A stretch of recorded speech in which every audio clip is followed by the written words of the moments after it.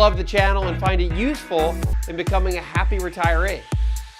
Subscribe today.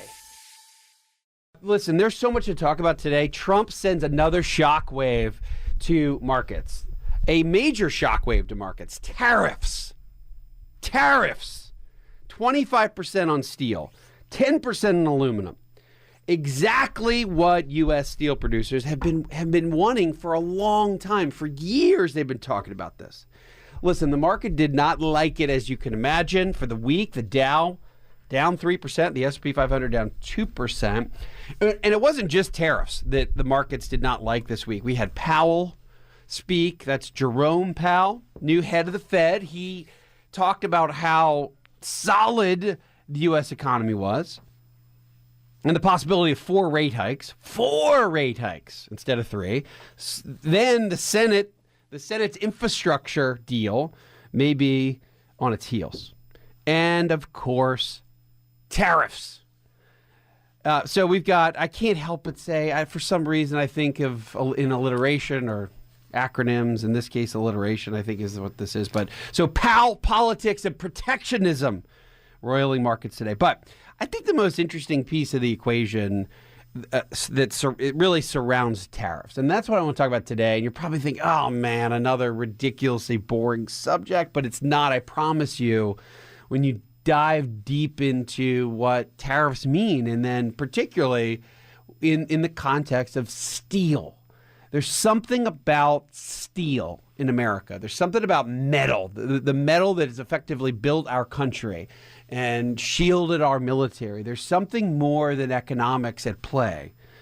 And that's the topic of today. Not to mention, I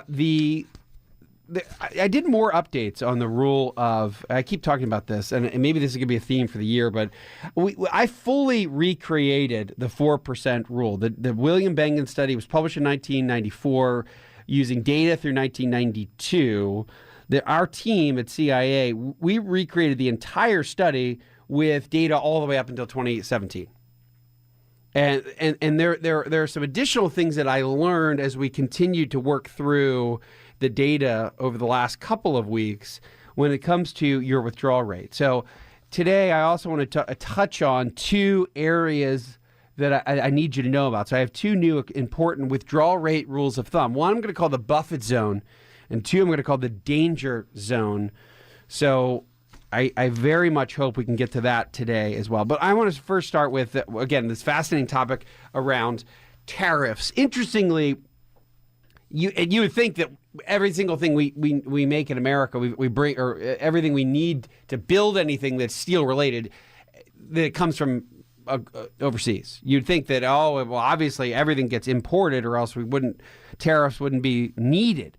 But interestingly, we make about 80% of the steel that we need right here in the United States. But because we import the other, call it 20% from other countries, we're importing from, some of the countries, and again, it's not just China. In fact, China is low on the list. So number 1 is Brazil, then Mexico, then South Korea, then Russia. China's is number 11 on the list of suppliers to the United States, of the 20% that we import. So we're importing steel. Some are from our friends and some not so much. So a portion of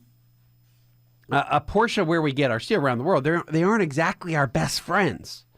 And some of those places, like China and Russia, have support from within, so government support, state support for their steel industry. So obviously that it allows them to have either lower cost steel or even lower quality steel, and then it puts pricing pressure on steelmakers around the world. And it hurts pricing power for U.S. steelmakers. I grew up in a town called Coatesville, Pennsylvania. And I had a few different locations around. My parents moved a couple different times, and my parents were divorced, so one moved over here and one stayed here. But my zip code that my father still lives in to this day is 19320 from where I am from. That's Coatesville, Pennsylvania. It's southeastern PA. It's about an hour, call it hour and a half, depending on how you drive My dad, a good hour and a half.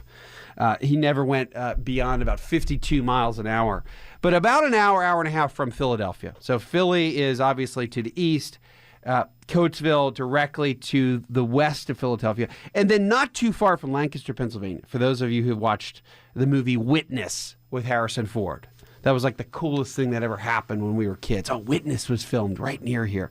So I remember Coatesville and I still think of Coatesville as these rolling hills and farms where I lived or where I grew up. And when I go back home, I still think of Coatesville for the most part as these rolling hills and farms.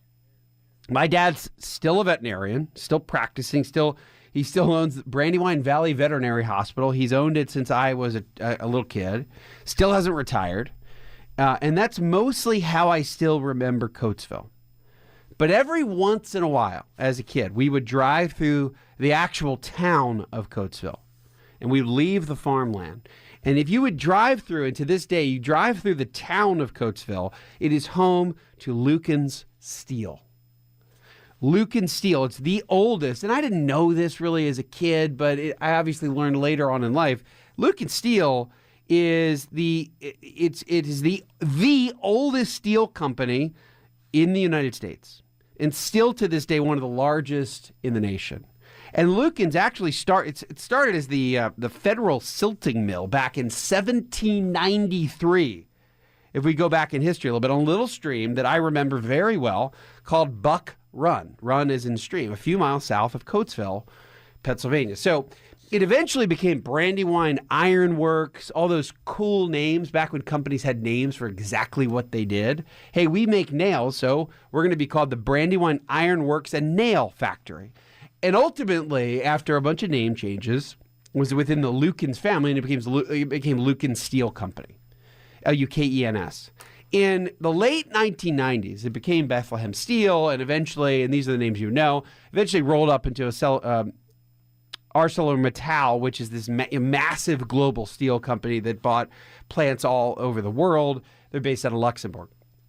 But growing up, I knew Lucan's as just this massive steel plant, and in itself looked like this, like you drive through it as this yellow brown rust colored city. And it really was. It's let's call it hundreds and hundreds, or if not thousands of acres. That's how large this plant was. And it was, of course, a huge part of the local economy.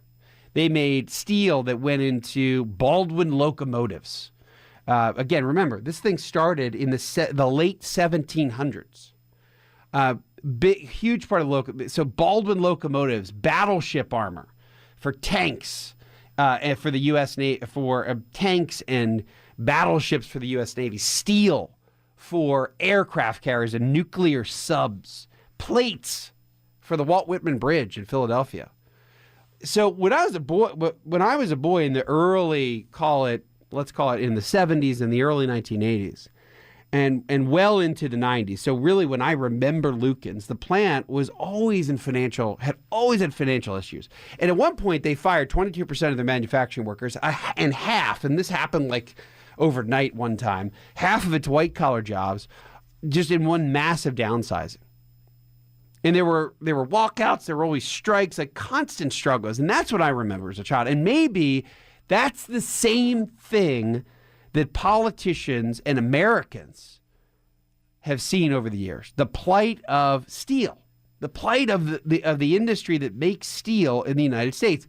And it's the industry that's the backbone. If there is a backbone of our nation, it is steel. Our railways, our military, our bridges, our buildings, our infrastructure in America. So these tariffs, the Bush steel tariffs in 2002, and now the Trump steel tariffs of 2018, they have deep roots in emotion. You know, you think about this stuff as a kid. You think about your dad coming home and his hands are, messy because he worked in a steel mill. I mean, that's America. So it's an emotional topic along with the economics. And now the tariff, which is, of course, simply just an extra tax on something, some specific imported good or some specific category of goods, which makes anything imported in that same category more expensive. And the aim, of course, is to help domestic producers compete. There is no evidence, by the way, that the Bush tariffs helped for steel at all. In fact, it's widely believed that it actually cost between 20,000 and 200,000 jobs, and it ended a year after it started. It started in 2002, ended in 2003. But and I know that's what the administration is trying to do. They say, look, this is an industry that has been down on its luck for a very long time, but it may be too late to help. Hi, I'm Wes Moss, and thanks for taking a minute to hear about what's so different about my new book, You Can Retire Sooner Than You Think. So unlike other retirement books, this book will give you a step-by-step guide, whether you're in your 20s or 30s or 40s or 50s, to learn from what these successful and happy retirees did to get there. I hope you enjoy the book, but more importantly, I know that it'll help you retire sooner than you think.